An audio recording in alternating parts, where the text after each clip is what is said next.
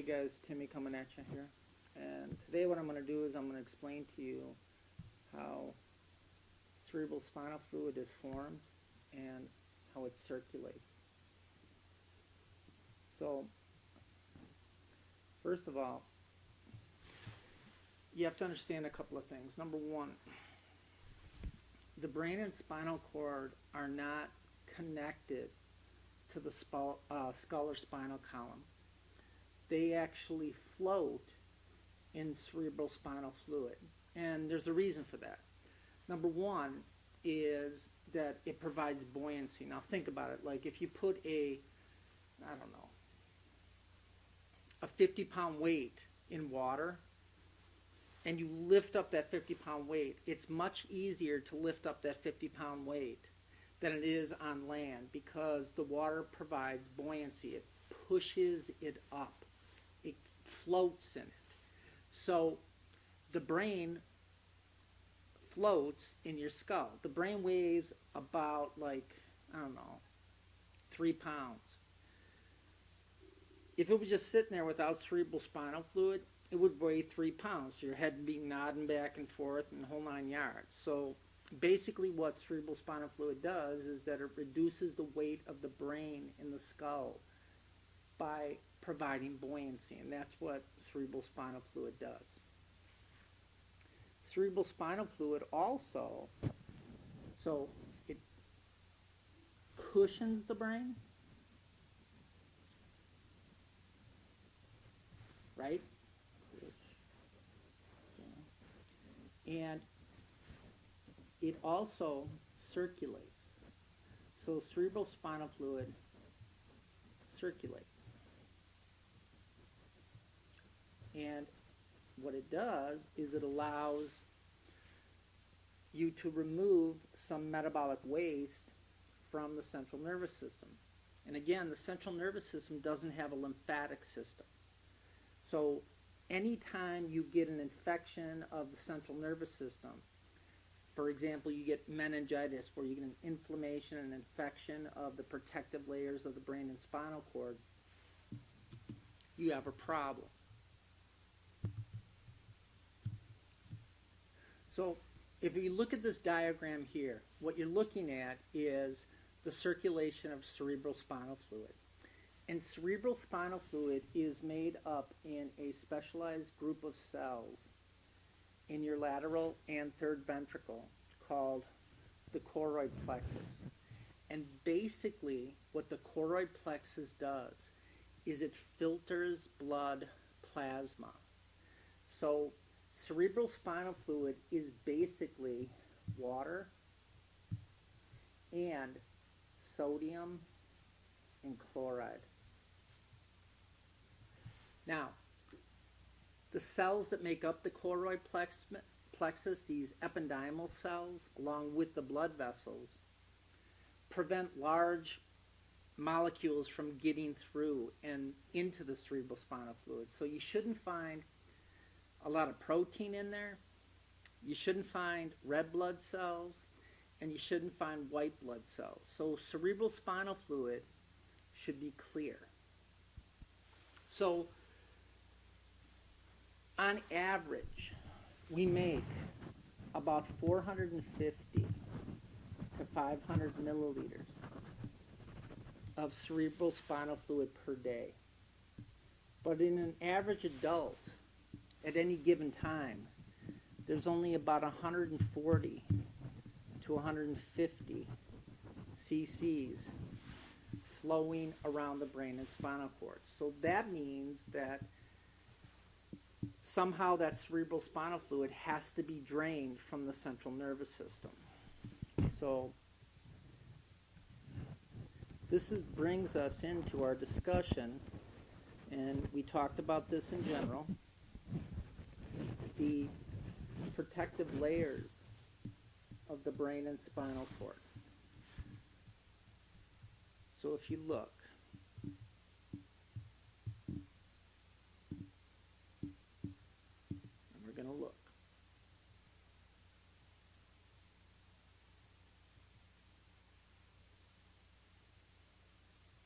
maybe we're not, here we go. unlike other parts of the body, the brain has three protective layers. The brain and spinal cord. The first layer covers the brain and spinal cord directly, and that is referred to as the pia mater, or delicate mother. And then suspended above the pia mater by these little protein girders is the arachnoid mater. And these little protein girders that suspend it, the arachnoid mater above the pia mater, provide a space. So this is the arachnoid mater right here. And below the arachnoid mater is a space called the subarachnoid space. And this is where cerebral spinal fluid circulates around the brain and spinal cord. And the reason it's called arachnoid mater is because these little protein girders, the way they're arranged, look like a spider's web. So this is where cerebral spinal fluid circulates. And then lining the inside of the skull and the vertebral column is a thick, tough layer called the Dura Mater. Now, in the brain is unique, clearly. So if you look here, let me make this a little bit bigger. Also, we have another star in our class. Doesn't this lady look like Deborah Messing a little bit? Anyways, watch. If you look here,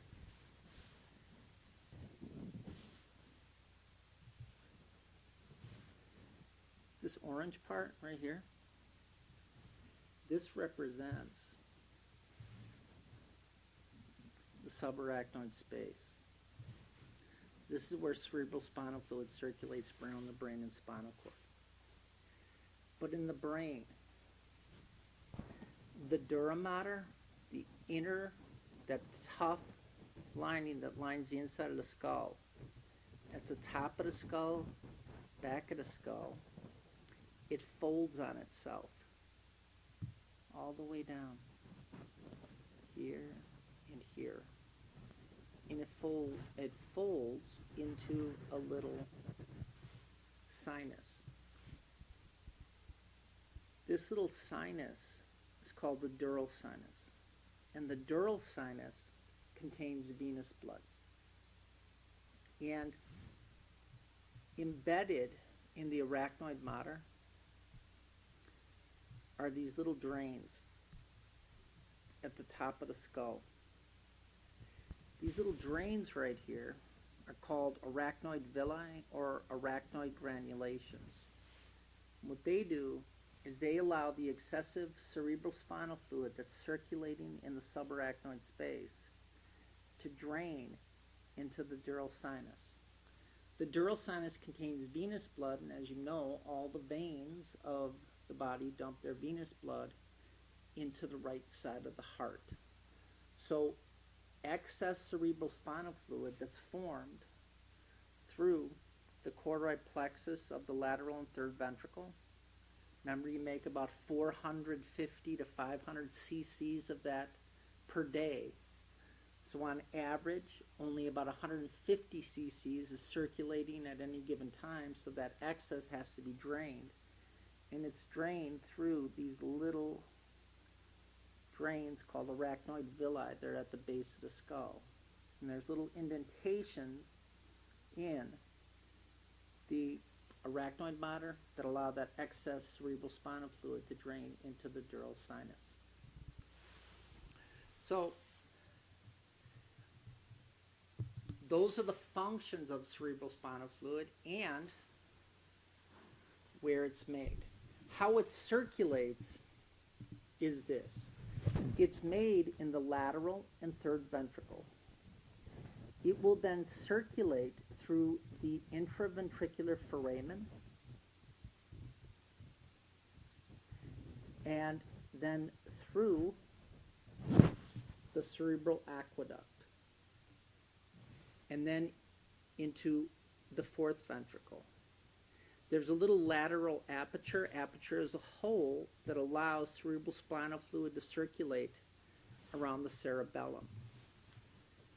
The other cerebral spinal fluid goes through the median aperture that allows it to go through the and around or through the spinal cord and around the spinal cord.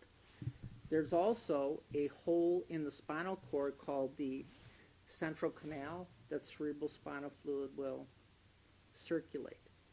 It will then, around the brain and or around the spinal cord, come back up. It will circulate around the brain, and then it will leave the subarachnoid space and enter the dural sinus through the arachnoid villi. And that's how cerebral spinal fluid circulates. And again, we talked about the function of it and how it circulates. Hope that helped.